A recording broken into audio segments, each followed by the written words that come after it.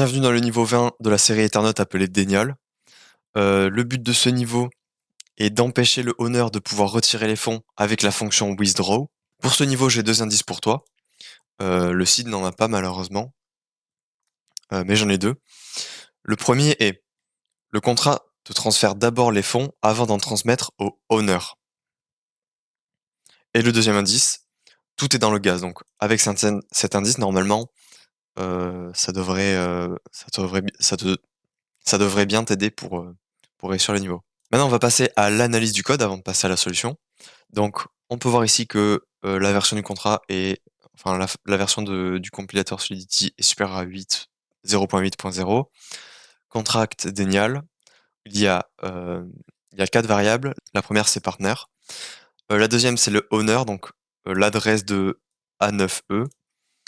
Ensuite, uint time last withdrawn. Cette variable contiendra l'horodatage du dernier appel à la fonction withdraw. Et ensuite, la quatrième variable, c'est un mapping avec une adresse, en clé une adresse et en valeur un uint, qui s'appelle withdraw partner balances, donc les soldes de chacune des adresses dans le contrat intelligent.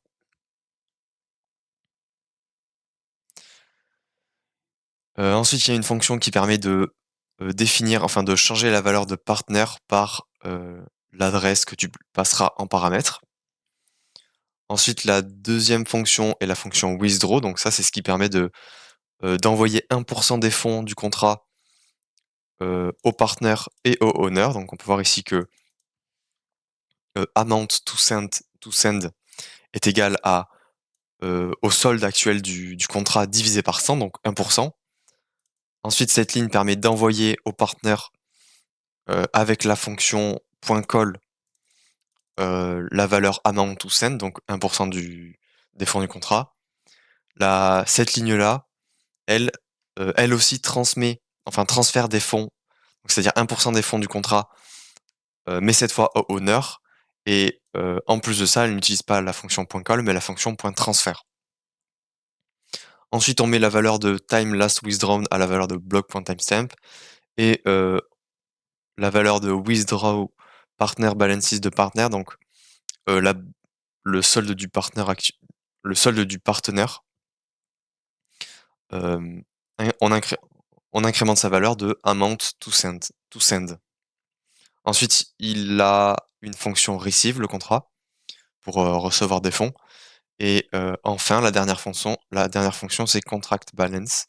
Donc, ça permet de voir le solde actuel du contrat. Donc, on peut voir actuellement que contract balance avec await vaut. Je vais le mettre en toString pour avoir une valeur plus lisible. Voilà, donc ça vaut ça en way. Maintenant, on va passer à la solution. Alors, tout d'abord, je vais t'expliquer la solution du coup.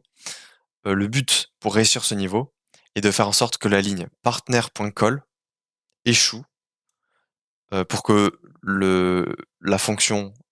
pour que la ligne juste en dessous, payable de owner.transfer, ne s'exécute jamais en fait. Dans le code, partner.call permet du coup de transférer des fonds à une adresse. C'est-à-dire que ici, si tu définis avec la fonction setWithdrawPartner l'adresse d'un contrat intelligent que tu as fait, et que le contrat intelligent implémente une fonction receive ou fallback qui permet de vider le gaz lorsqu'il reçoit des fonds, et bien ça permettra de faire en sorte que la transaction, dès que cette ligne-là est exécutée, la transaction échoue, et donc cette ligne-là ne sera jamais exécutée parce que la transaction aura échoué juste avant. Et alors évidemment, ça va aussi t'empêcher toi de recevoir les fonds, mais ça empêchera. Mais c'est pas ici ce qu'on veut, c'est pas le but du niveau. Le but du niveau est juste d'empêcher le owner de recevoir ses fonds. Donc nous, au final, on s'en fout qu'on reçoive ou pas des fonds. Voilà, donc pour comprendre qu'est-ce qui se passe quand un contrat intelligent reçoit des fonds, je me suis je me suis aidé du lien Solidity by Example.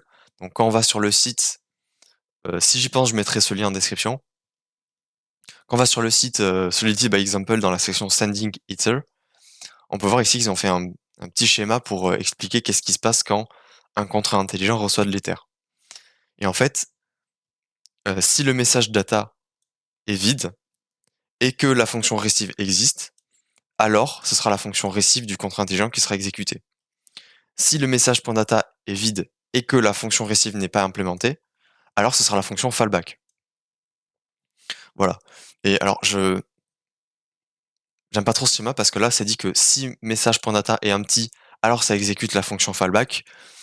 Pas forcément. Il y a des cas où, en gros, si ton message.data correspond au sélecteur d'une des fonctions du contrat intelligent et que cette fonction, c'est un payable et que tu envoies de l'Ether, alors ce sera pas la fonction fallback, mais la fonction en question qui sera exécutée. Bon, c'est un cas spécial, mais c'est pour ça que je l'ai pas mis dans mon schéma ici.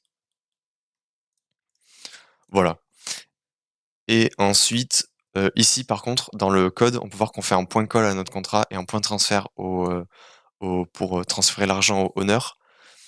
Le point transfert n'est pas important. Ici, on aurait pu utiliser une des 3 méthodes.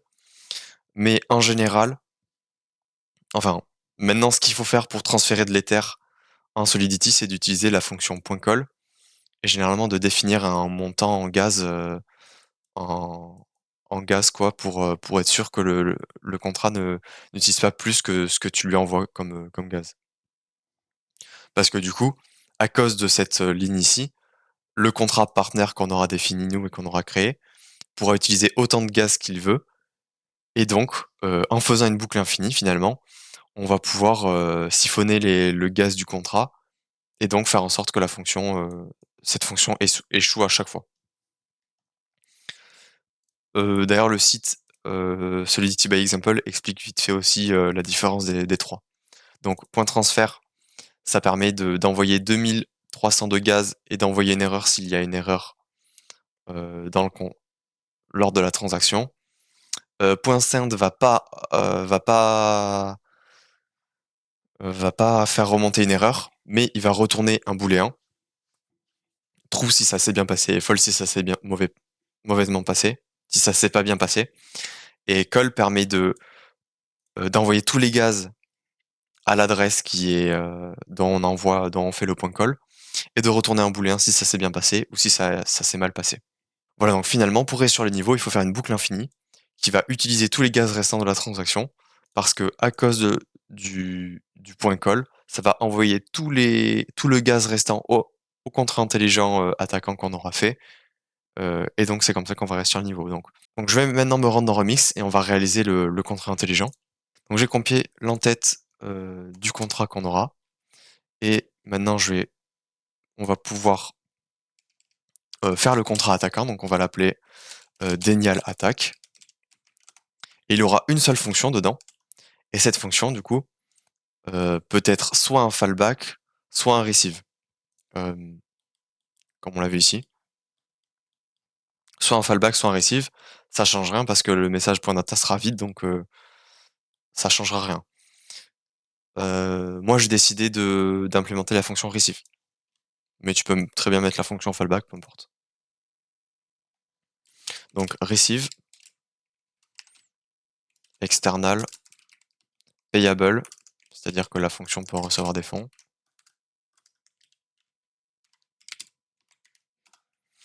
Et maintenant, du coup, comme je l'ai dit juste avant, on va faire une boucle infinie qui ne s'arrête pas. Elle s'arrêtera dès que le contrat n'aura plus de gaz, enfin dès que la transaction n'aura plus de gaz, elle s'arrêtera. Et, euh, et du coup, quand on va revenir, quand le contrat voudra exécuter la deuxième ligne ici, bah en fait, il pourra pas parce qu'il aura plus de gaz. Donc, c'est-à-dire que même si le point call ne permet pas de faire monter les erreurs, ben, le contrat pourra plus s'exécuter parce qu'il aura plus assez de gaz. Donc, maintenant, je vais déployer le contrat sur la blockchain Sepolia. Je dois relancer la page. Ah oui, du coup, je sais pas si j'ai été clair, Mais la solution ici de mettre, un montant en gaz, pour que en fait, pour que le point call n'envoie pas tout le gaz restant au contrat intelligent. Voilà, donc maintenant je vais compiler et publier le contrat sur la blockchain Sepolia.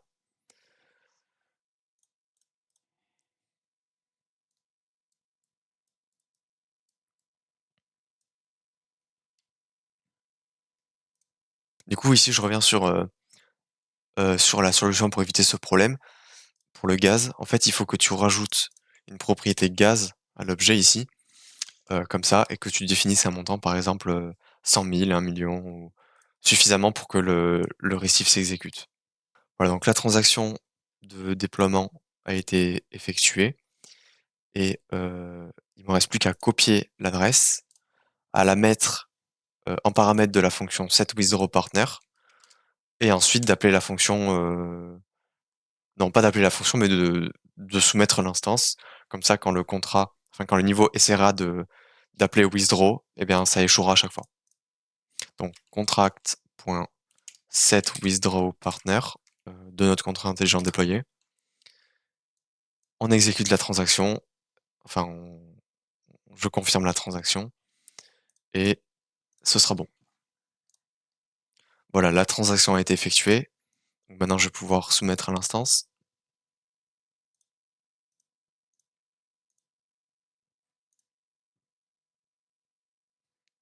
Voilà, le niveau a été complété. Donc, je termine juste par te dire que là, tu peux trouver ce niveau à l'écrit avec le lien Notion dans la description. Tu peux aussi trouver un quiz.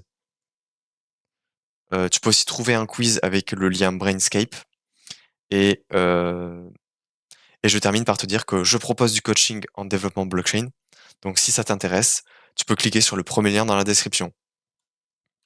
Allez, je viens de voir aussi, en passant sur la notion, que il existe aussi le pattern Check Effect Interact qui permet d'éviter ce genre de problème. Je te laisse regarder sur la documentation Solidity comment ça marche. J'ai mis les liens juste à côté dans le Notion.